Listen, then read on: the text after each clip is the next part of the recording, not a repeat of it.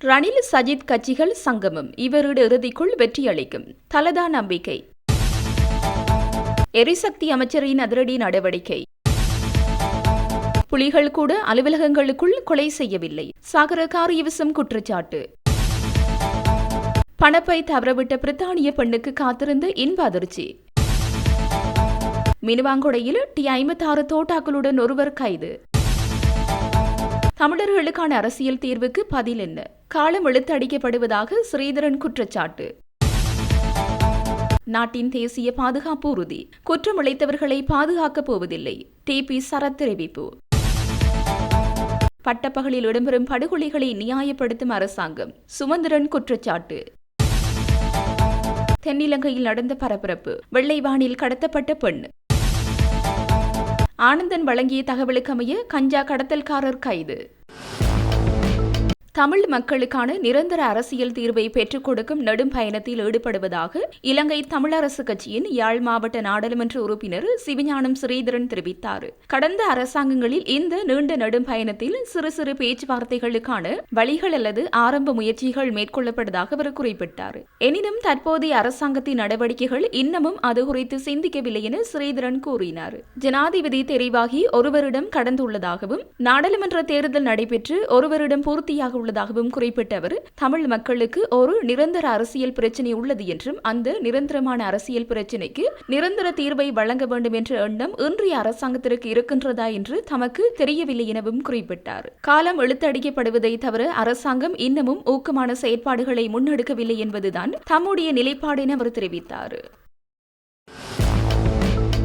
பாதாள உலக குழுக்கள் மற்றும் போதைப்பொருள் வர்த்தகத்திற்கு எதிராக அரசால் முன்னெடுக்கப்பட்டு வரும் நடவடிக்கைகள் பாராட்டத்தக்கவை என்றாலும் அதனை காரணமாக கூறி பொதுவழியில் பட்டப்பகலில் இடம்பெறும் படுகொலைகளை நியாயப்படுத்துவதை ஒருபோதும் ஏற்றுக்கொள்ள முடியாது என்று ஜனாதிபதி சட்டத்திரணி MA சுமந்திரன் தெரிவித்துள்ளார். போதைப்பொருள் பாவனையை இல்லாதொழிப்பதற்கும் பாதாள உலக குழுக்களின் செயற்பாடுகளை முடிவுக்கு கொண்டு வருவதற்கும் தேசிய மக்கள் சக்தி அரசு நாடளாவிய ரீதியில் பல்வேறு நடவடிக்கைகளை முன்னெடுத்து வருகின்றது. அதன்படி பாதாள உலக குழு உறுப்பினர்கள் பலர் கைது செய்யப்பட்டு வரும் அதேவேளை மறுபுறம் பாதாள உலக குழுவினர் என அடையாளப்படுத்தப்படும் பலர் பொதுவழியில் கொல்லப்படும் சம்பவங்களும் அதிகரித்து வருகின்றன. அது மாத்திரமின்றி அரசு பொதுவழியில் நிகழும் இவ்வாறான படுகொலைகளை பாதாள உலக குழு உறுப்பினர்கள் கொல்லப்படுவதாக கூறி நியாயப்படுத்தி வரும் போக்கு தொடர்பில் பலரும் கண்டனங்களை வெளிப்படுத்தி வருகின்றனர். இவ்வாறானதொரு பின்னணியில் இது பற்றி கருத்துரைத்த ஜனாதிபதி சட்டத்திரணி சுமந்திரன், பாதாள உலக குழுக்கள் மற்றும் போதைப்பொருள் பாவனைக்கு எதிராக தேசிய மக்கள் சக்தி அரசால் முன்னெடுக்கப்பட்டு வரும் நடவடிக்கைகளை வரவேற்பதாக குறிப்பிட்டார். இருப்பினும் அதனை காரணமாக கூறி பொதுவழியில் பட்டப்பகலில் இடம்பெறும் படுகொலைகளை நியாயப்படுத்துவதற்கு அரசு முற்படுவதை ஒருபோதும் ஏற்றுக்கொள்ள முடியாது எனவும் மாறாக சட்டம் ஒழுங்கை உரியவாறு பேண வேண்டிய கடப்பாடு அரசுக்கு இருக்கின்றது எனவும் அவர் சுட்டிக்காட்டியுள்ளார். மேலும் இந்த வருடத்தில் இதுவரை சுமார் 50க்கும் மேற்பட்ட இவ்வாறான கொலை சம்பவங்கள் இடம்பெற்றுள்ளன எனவும் இனிவரும் காலங்களில் இத்தகைய சட்டவிரோத படுகொலைகள் இடம்பெறுவதை தடுப்பதற்கு அரசு நடவடிக்கை எடுக்க வேண்டும் எனவும் சுமந்திரன் வலியுறுத்தியுள்ளார். நாட்டில் தேசிய பாதுகாப்பு உறுதி செய்யப்பட்டுள்ளது என ராஜாங்க அமைச்சர் TP சரத் தெரிவித்துள்ளார். சாதாரண பொதுமக்கள் வீதியில் இறங்கி நடப்பதற்கான பாதுகாப்பு உறுதி செய்யப்பட்டுள்ளதாக அவர் வலியுறுத்தியுள்ளார். சாதாரண பொதுமக்கள் மீது துப்பாக்கிச்சூடு நடத்தப்படவில்லை என அவர் சுட்டிக்காட்டியுள்ளார். தற்போதைய அரசாங்கம் எந்தொரு பாதாள உலக குழு உறுப்பினர்களையும் பாதுகாக்கப் போவதில்லை என அவர் குறிப்பிட்டுள்ளார். குற்றவாளிகளுக்கு பாதுகாப்பு வழங்கப்பட முடியாது எனவும் குற்றச்செயல்களில் ஈடுபடுவோருக்கு போலீஸ் பாதுகாப்பு வழங்கினால் நாட்டுக்கு எவ்வாறான நிலைமை ஏற்படும் என அவர் கேள்வி எழுப்பியுள்ளார். கடந்த காலங்களில் முன்னாள் ஜனாதிபதி JR ஜெயவர்தன ஆட்சி காலத்தில் கோணமல சுனில் என்ற குற்றவாளி ஒருவருக்கு சமாதான நீதிவான் பதவி வழங்கப்பட்டதாகவும் ரணசிங்க பிரேமதாச ஆட்சியில் சொத்தி உபாலி போன்ற குற்றவாளிகள் அரசினால் பாதுகாக்கப்பட்டதாகவும் தெரிவித்துள்ளார். எனினும் தற்போதைய அரசாங்கம் அவ்வாறு குற்றம் இழைத்தவர்களை பாதுகாக்கப் போவதில்லை என அவர் குறிப்பிட்டுள்ளார். தமிழீழ விடுதலை புலிகள் கூட அலுவலகங்களுக்குள் புகுந்து தமது எதிரிகளை கொலை செய்யவில்லை. போர்க்காலத்தை விடவும் தற்போது பயங்கரமான சூழ்நிலை ஏற்பட்டுள்ளது என ஸ்ரீலங்கா பொதுஜன பெரமுன கட்சியின் பொதுச் செயலாளர் சாகர காரியவசம் தெரிவித்தார். இது தொடர்பில் ஊடகங்களிடம் அவர் மேலும் கூறியதாவது, வெலிகம துப்பாக்கிச்சூட்டு சம்பவமானது படு பயங்கரமாகும். தமக்கு பாதுகாப்பு வேண்டும் என்று துப்பாக்கிச்சூட்டுக்கு இலக்காகி உயிரிழந்த தவிசாளர் லசந்த விக்ரம்சகர கோரிக்கை விடுத்திருந்த போதிலும் அது வழங்கப்படாத சூழ்நிலையிலேயே அவர் சுட்டுக் கொல்லப்பட்டுள்ளார். நாட்டில் 30 வருட காலம் போர் நிலவியது. இந்த காலப்பகுதியில் விடுதலை புலிகள் கூட இவ்வாறு அச்சமின்றி அலுவலகங்களுக்குள் புகுந்து தமது எதிரிகளை கொள்ளவில்லை. ஆனால் ஜேவிபி ஆட்சியின் கீழ் அவ்வாறொரு நிலை ஏற்பட்டுள்ளது. அரசாங்கம் நாட்டை அராஜக நிலைக்கு கொண்டு செல்வதற்காக பாதாள குழு என்ற போர்வையில் தமக்கு தேவையானவற்றை நிறைவேற்றிக் கொள்வதற்கு முயற்சி எடுக்கப்படுகின்றதா என்ற சந்தேகம் நாட்டு மக்களுக்கு ஏற்பட்டுள்ளது. மக்கள் நாய் பூனைகள் போல் சுட்டுக் கொல்லப்படுவதை அனுமதிக்க முடியாது. பாதாள குழுக்களை ஒடுக்குகின்றோம் என்ற போர்வையில் அக்குழுக்கள் பலப்படுத்துகின்றனவா என்ற சந்தேகமும் மக்களுக்கு ஏற்பட்டுள்ளது என குறிப்பிட்டுள்ளார். ஐக்கிய தேசிய கட்சி மற்றும் ஐக்கிய மக்கள் சக்தி என்பனவற்றை ஒன்றிணைப்பதற்கு முயற்சி இவ்வருடத்திற்குள் வெற்றியளிக்கும் என ஐக்கிய தேசிய கட்சியின் பொதுச் செயலாளர் தலதா அத்துக்கோரள தெரிவித்துள்ளார். இது தொடர்பில் ஊடகங்களிடம் அவர் மேலும் கூறுகையில், தேசிய மக்கள் சக்திக்கு வாக்களித்தவர்களில் 50% தற்போது தமது முடிவை மாற்றிக் கொண்டுள்ளனர். எதிர்காலத்தில் இந்த எண்ணிக்கை அதிகரிக்கக்கூடும். ஐக்கிய தேசிய கட்சி மற்றும் ஐக்கிய மக்கள் சக்தி சங்கமம் இவ்வருடத்திற்குள் வெற்றியளிக்கும் என எதிர்பார்க்கின்றோம். 2022 நாடாளுமன்றத்தை கொளுத்துவதற்கு வந்த நபர்களுக்கு எதிராக அப்போதைய ஜனாதிபதி ரணில் விக்ரமசிங்கே நடவடிக்கை எடுத்திருக்க வேண்டும் என்றும் குறிப்பிட்டுள்ளார். நாரகன்பட்டிய திம்ரி ஹசாய வீதியில் பிரித்தானிய பிரஜையான சப்ரீனா கமரோன் என்ற பெண்ணொருவரின் காணாமல் போன பணப்பை கண்டுபிடித்து கொடுக்கப்பட்டுள்ளது. அந்த பணப்பை திம்ரி ஹசாய வீதியில் விழுந்து கிடந்த நிலையில் பிரதமரின் பாதுகாப்பு பிரிவில் இணைக்கப்பட்டுள்ள பெண் போலீஸ் அதிகாரி ஜமுனா தம்மிகா குமாரி எதிரிசிங்கம் மற்றும் பெண் போலீஸ் கான்ஸ்டபிள் சமன் மீ ஆகிய அதிகாரிகள் கண்டெடுத்துள்ளனர். அதனைத் தொடர்ந்து பணப்பையின் உரிமையாளரான வெளிநாட்டு பெண்மணியை பிரதமர் பாதுகாப்பு பிரிவுக்கு அழைத்து அதன் பணிப்பாளர் சிரேஷ்ட போலீஸ் அத்தியட்சகர் சுமித்ரா டி சில்வா அந்த பணப்பையை அவரிடம் ஒப்படைத்தார். அதில் இலங்கை நாணயம் 6000 ரூபாவும், இலங்கை நாணயத்தில் சுமார் 6 லட்சம் ரூபாய் பெறுமதியான யூரோ, அமெரிக்க டாலர், ஸ்ட்ரேலிங் பவுண்ட் போன்ற வெளிநாட்டு நாணயங்களும் இருந்ததாக தெரிவிக்கப்பட்டுள்ளது.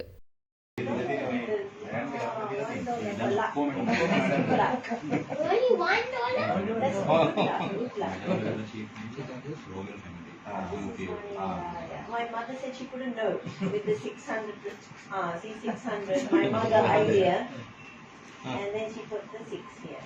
Thank you. 1, 2, 3, 4, 5, 6. Yeah. Correct? Yeah. Bye. Head of police.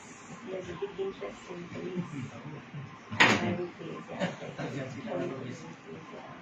Thank you so much. Police? Yeah, police. Perfect. These are very honest people. Who's the lady man from? Both. She found on the road. Yeah. She's walking, they helped her. No. Very for our hospital. He's going to hospital. On the way to the police hospital. Across the road. Thank you, because your honesty, real honest person. This is the lady who found it. Say thank you. Very, very honest person. He's saying very good people in this country. That's very good. Thank you so much, huh? So Miss Vicky, thank you. And then you get her number. First I called the madam. Fairly good. Thank you so much for your honesty and everything. That's very kind. Well, only the photographer I wanted to say. Good girl, no? My husband doesn't like these things. I'll get in trouble with the husband. And that's a problem at home. மின்சாரத்துறை மறுசீரமைப்பு செயலகத்தின் பணிப்பாளர் நாயகத்தின் சேவை காலத்தை ஒரு வருட காலத்தால் நீடிப்பதற்கு எரிசக்தி அமைச்சின் செயலாளரால் எடுக்கப்பட்ட தீர்மானத்தை எரிசக்தி மற்றும் மின்சக்தி அமைச்சர் குமார ஜெயக்கொடி உடனடியாக அமலாகும் வகையில் ரத்து செய்யுமாறு உத்தரவிட்டுள்ளார். மின்சாரத்துறை மறுசீரமைப்பு செயலகத்தின் பணிப்பாளர் நாயகம் HP நிரோசனின் பதவிக்காலத்தை ஒரு வருட காலத்தால் நீடிப்பதற்கு நடவடிக்கை எடுத்து கடந்த 15ஆம் தேதி எரிசக்தி அமைச்சின் செயலாளர் உதயங்க ஹேமபாலவால் அவருக்கு கடிதம் ஒன்று அனுப்பி வைக்கப்பட்டிருந்தது. கடந்த அக்டோபர் 15ஆம் தேதி எரிசக்தி அமைச்சின் செயலாளர் உதயங்க கேமபாலவால் அனுப்பப்பட்ட கடிதத்தில் மின்சாரத்துறை மறுசீரமைப்பு செயலகத்தின் பணிப்பாளர் நாயகமாக பதவி வகித்து அவரது பதவிக்காலம் அடுத்த வருடம் ஜூன் 26ஆம் தேதி வரை நீடிக்கப்பட்டுள்ளதாக HP நிரோஷனுக்கு அறிவிக்கப்பட்டிருந்தது. இதற்கு எரிசக்தி அமைச்சர் குமார ஜெயக்கொடி அனுமதி வழங்கியுள்ளதாகவும் செயலாளர் தனது கடிதத்தில் பணிப்பாளர் நாயகம் நிரோஷனுக்கு அறிவித்திருந்தார். எவ்வாறாயினும் இந்த கடிதம் தொடர்பில் எரிசக்தி அமைச்சர் குமார ஜெயக்கொடி கடந்த 22ஆம் தேதி கடிதம் ஒன்றை அனுப்பி சம்பந்தப்பட்ட நியமனத்தை உடனடியாக அமலுக்கு வரும் வகையில் ரத்து செய்யுமாறு அமைச்சின் செயலாளருக்கு அறிவித்துள்ளார். குறித்த நியமனத்திற்கு தாம் எந்த வகையிலும் அங்கீகாரம் வழங்கவில்லை என்றும் அமைச்சர் தனது கடிதத்தில் குறிப்பிட்டுள்ளார். அதன்படி இந்த நியமனத்தை உடனடியாக அமலுக்கு வரும் வகையில் ரத்து செய்யுமாறு அமைச்சர் எழுத்து மூலம் அமைச்சின் செயலாளருக்கு அறிவித்துள்ளார். மேலும் அத்தகைய நீட்டிப்பிற்கு அங்கீகாரம் கோருவதும் ஒரு தவறான முன்வைப்பாகும் என்றும் அமைச்சர் தனது கடிதத்தில் அமைச்சின் செயலாளருக்கு தெரிவித்துள்ளார். இந்த காரணத்தினால் கடந்த 15ஆம் தேதி வெளியிடப்பட்ட அந்த கடிதம் உட்பட பணிப்பாளர் நாயகத்தின் நியமனம் தொடர்பாக அமைச்சின் செயலாளரால் எடுக்கப்பட்ட அனைத்து நடவடிக்கைகளையும் உடனடியாக அமலுக்கு வரும் வகையில் மீளப் பெறுமாறு எரிசக்தி அமைச்சர் குமார ஜெயக்கொடி செயலாளருக்கு கடிதம் மூலம் உத்தரவிட்டுள்ளார். மினுவாங்குடை போலீஸ் பிரிவுக்குட்பட்ட அம்பகவத்தை பிரதேசத்தில் T56 தோட்டாக்களுடன் சந்தேக நபர் ஒருவர் கைது செய்யப்பட்டுள்ளார். நேற்று மாலை கம்பகா பிரிவின் குற்றப்புலனாய்வு பிரிவின் அதிகாரிகளுக்கு கிடைத்த ரகசிய தகவலின் அடிப்படையில் இந்த சுற்றி வளைப்பு மேற்கொள்ளப்பட்டது. இதன்போது 8 T56 தோட்டாக்களும் 15 பயிற்சி தோட்டாக்களும் மீட்கப்பட்டுள்ளன. கைது செய்யப்பட்ட சந்தேக நபர் 53 வயதுடைய அம்பகவத்தை மினுவாங்குடை பிரதேசத்தைச் சேர்ந்தவர் ஆவார். மேலதிக விசாரணைகளுக்காக மினுவாங்குடை போலீஸ் நிலையத்தில் ஒப்படைக்கப்பட்டுள்ளார். மினுவாங்குடை போலீசார் மேலதிக விசாரணைகளை மேற்கொண்டு வருகின்றனர்.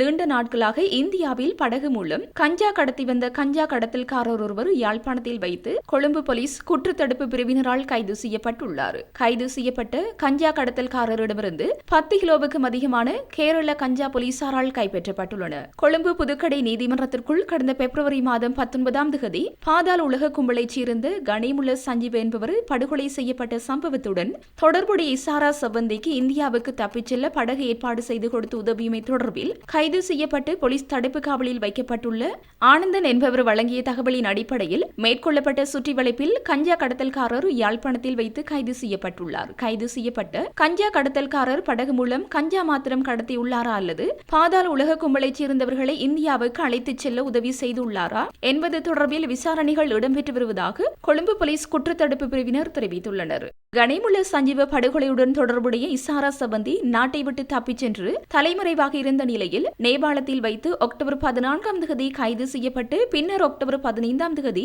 நாடு கடத்தப்பட்டதை அடுத்து போலீஸ் தடுப்பு காவலில் வைக்கப்பட்டுள்ளார். இசாரா சபந்தி வழங்கிய தகவலுக்கு அமைய இந்தியாவுக்கு தப்பிச் செல்ல படகு ஏற்பாடு செய்து கொடுத்து உதவிய ஆனந்தன் என்பவர் கைது செய்யப்பட்ட நிலையில் ஆனந்தன் வழங்கிய தகவலின் அடிப்படையில் கஞ்சா கடத்தல்காரர் தற்போது கைது செய்யப்பட்டுள்ளமை குறிப்பிடத்தக்கது.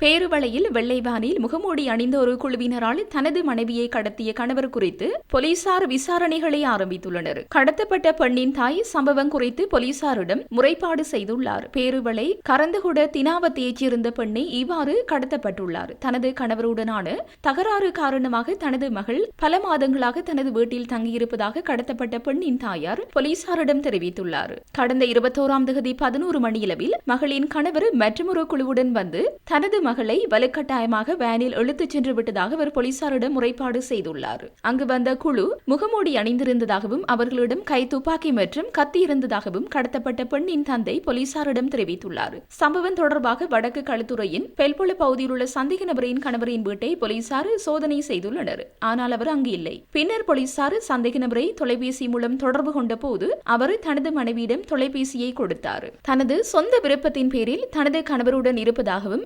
22ஆம் தேதி போலீசாருக்கு வந்து வாக்குமூலம் அளிப்பதாகவும் அவர் கூறியுள்ளார். இருப்பினும் வாக்குமூலம் அளிக்க வருவார்கள் என்று தெரிவிக்கப்பட்ட போதிலும் 22ஆம் தேதி இந்த தம்பதியினர் போலீஸ் நிலையத்தில் வரவில்லை என்று போலீஸ் வட்டாரங்கள் தெரிவிக்கின்றன. இந்த சம்பவம் குறித்து பேருவளை போலீசார் மேலதிக விசாரணைகளை மேற்கொண்டு வருகின்றனர்.